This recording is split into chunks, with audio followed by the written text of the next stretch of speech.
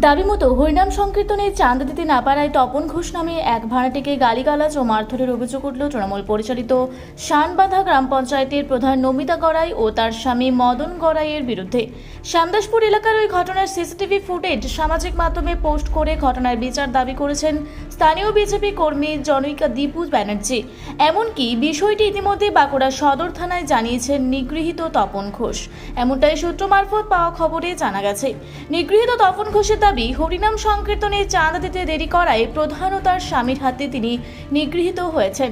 BJP কর্মী দীপু ব্যানার্জির দাবি, রাজ্যে সরকার পরিবর্তনের পর বিভিন্ন প্রকল্প থেকে টাকা তোলার সুযোগ না পেয়ে এইভাবে ধর্মীয় অনুষ্ঠানের নামে মানুষকে চাপ দিয়ে টাকা তুলছে।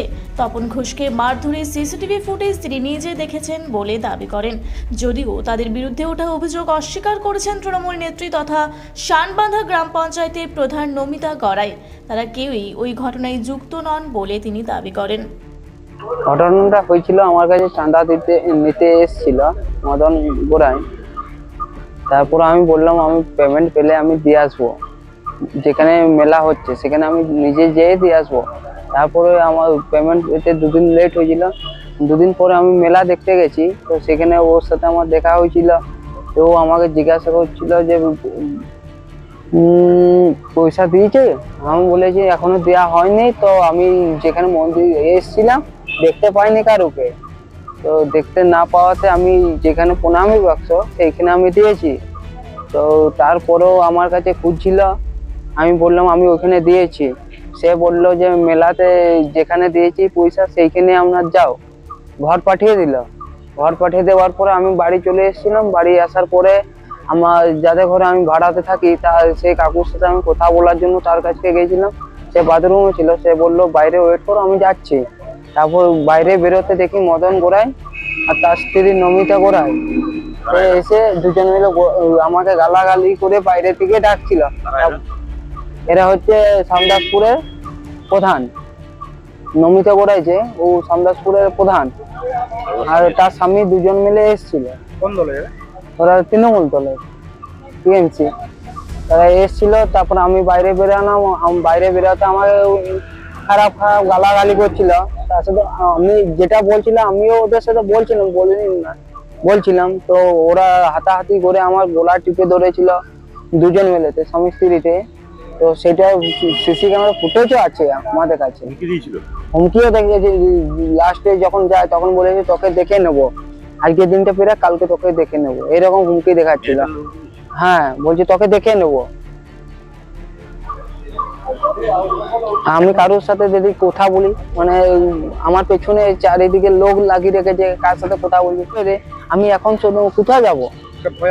হ্যাঁ, রয়েছি তো, আমি একা কাজ করি এখানে। সেখানে যদি 5টা ছেলেকে নিয়ে যেয়ে কিছু করে তো আমি কি করবো? আমাকে গলায় একজন হাত ধরে টেনে গলা টিপে ধরেছিল, হাতাহাতি করছিল। তারপরে লোকজন এসে আমাকে ছাড়াবার পরও আমি যখন ঘর ঢুকি, ফির ওই নমিতা যে প্রধান সে ফির এসে আমাকে ফির গালাগালি করেছে, আবার মারবো করে হুমকি দেখাচ্ছে। তার সাথে যে ছেলেগুলো এসে তারাও বলছিল আর বাইরে বেরা তোকে মারবো, এই করবো সেই করবো। এখন কোথায় এসেছেন? এখন আমি বাঁকুড়া সদর থানায় এসেছি। হ্যাঁ, ট্রিটমেন্ট করেছি। হ্যাঁ, এখন একটা মানে আমি বাইরে বেরোবো, আমার যদি কিছু হয়ে যায় তখন কে দায়িত্ব নেবে?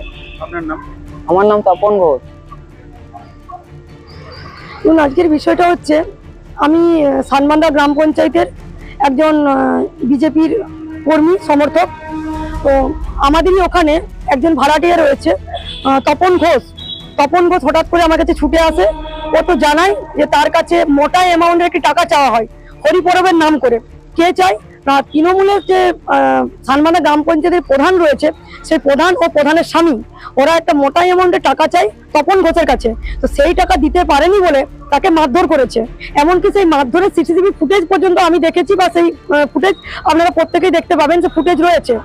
তো বিষয়টা হচ্ছে সরকার পরিবর্তন হয়েছে, তো সেই জন্য তারা বিভিন্ন প্রকল্পের মাধ্যম দিয়ে টাকা তুলতে পারছে না। তারা এখন এই ঠাকুর কীর্তন, হরি কীর্তন এই সকলের নাম করে বিভিন্ন মানুষের কাছ থেকে টাকা তোলার চেষ্টা করছে। আর মানুষ টাকা দিতে না পারলেই তাদের উপর এইরকম ভাবে জুলুমবাজি করছে বা এইভাবে গুন্ডারাজ চালাচ্ছে বলতে পারেন। তো আমি বলতে চাই, বা ওরা বুঝতে পারছে না, আমি বলতে চাই ওদেরকে এই সমাজ মাধ্যমের মধ্য দিয়ে যে সরকার কিন্তু পরিবর্তন হয়েছে। আমাদের পশ্চিমবাংলায় যে সরকার রয়েছে শান্তি শৃঙ্খলার সরকার। ভারতীয় জনতা পার্টি শান্তি শৃঙ্খলা বজায় রেখে কাজ করতে ভালোবাসে। তো তাতে করে এই গুন্ডারাজ, আমরা যেহেতু রয়েছি এলাকার মধ্যে, এই গুন্ডারাজ আমরা চালাতে দিতে পারি না, আমরা চালাতে দেবো না। আজকে আমি তপন ঘোষ ও ওনার স্ত্রীকে নিয়ে থানাতে এসেছি। থানাতে আমি সমস্ত কমপ্লেন জমা করেছি, যে চিকিৎসা হয়েছে চিকিৎসার কাগজপত্র জমা করেছি। আমি পুলিশের কাছে দাবি জানাই যে ইমিডিয়েটলি প্রধানকে ও প্রধানের স্বামী মদন গড়াইকে দুজনকে গ্রেপ্তার করা হোক। আর এইরকম যদি আর কখনো কারোর সাথে করে থাকে, আমি এলাকার মানুষের সাথে বারংবার এরকম পথে নামতে রাজি আছি। তো আমি আর এই সমাজ মাধ্যমের মধ্য দিয়ে প্রত্যেকটা মানুষকে বলতে চাই যে আপনারা যেভাবে অত্যাচারিত হয়েছেন, মুখ বুজে সহ্য করেছেন, আর সহ্য করবেন না। আপনাদের জন্য আমরা সরকার গঠন করতে পেরেছি। আপনারা নির্ভরসায় আমাদের কাছে আসুন, আপনাদের সাথে আমরা আছি। ধন্যবাদ। দীপু ব্যানার্জি। না, মারধর কোনো চাঁদার জন্য নয়, সেইখানে এসে একটু ঝামেলা করছিল, মেয়ে ছেলে ছিল। আমি বলি বাড়ি যা ভাই, ওই মানে এইগুলি ঝামেলা, আর কিচ্ছু নয় ঝামেলা। আর আমি কোনো মারধরও করিনি, আমি কিচ্ছু করি। ভাই বাঁকুড়া সরকার লিখিত অভিযোগ করলে কি বলবেন? সে দীর্ঘদিন ধরে তো আমি এখানে আছি, আমাকে ব্যক্তিগত ব্যাপার হিসাবে আমাকে ঝামেলা করছে ভাই। আমি ওকে বাড়ি পাঠিয়েছিলাম, বাড়ি মালিককে বলতে গেছিলাম যে দেখুন ঝামেলা করছে, এখানে মেয়ে ছেলেরা আছে, তার জন্য আমার এমনি কোনো ইয়ে নেই। এখানে ভিডিও সিসিটিভি ফুটেজ দেখাচ্ছে যে মাল ধরে। না, ও বাড়ির মালিককে আমি বলতে গেছিলাম, বলতে যে ও তখন ওর বউ ছেলেটা এসে আমাকে ধাকালতে গেল, আমার স্বামীকে ধাকালতে গেল। যে আমি সে বাড়ির মালিককে বলে দিয়ে চলে এলাম যে দেখ ভাই, ওইখানে মেয়ে ছেলেরা সব আছে, ঝামেলা হচ্ছে, আমাদের একটা মেলা হচ্ছে, সবাই চায় মেলাটা হোক, সেই যে ঝামেলা করছিল, এই ব্যাপার, আর কিছু না। বিরুদ্ধে অভিযোগ কেন করছে? ওদের একটা কোনো চক্রান্ত চলছে। আর আমি দীর্ঘদিনের মানে এইখানে মেম্বার, স্থানীয়,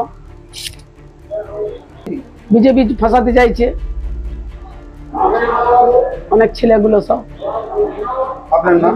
আমার নাম হচ্ছে নমিতা গড়াই, সানমাদা গ্রাম পঞ্চায়েত, আমি এখন প্রধান আছি। বাঁকুড়া থেকে মানিক কর্মকারের রিপোর্ট, রূপসী বাংলা মিডিয়া।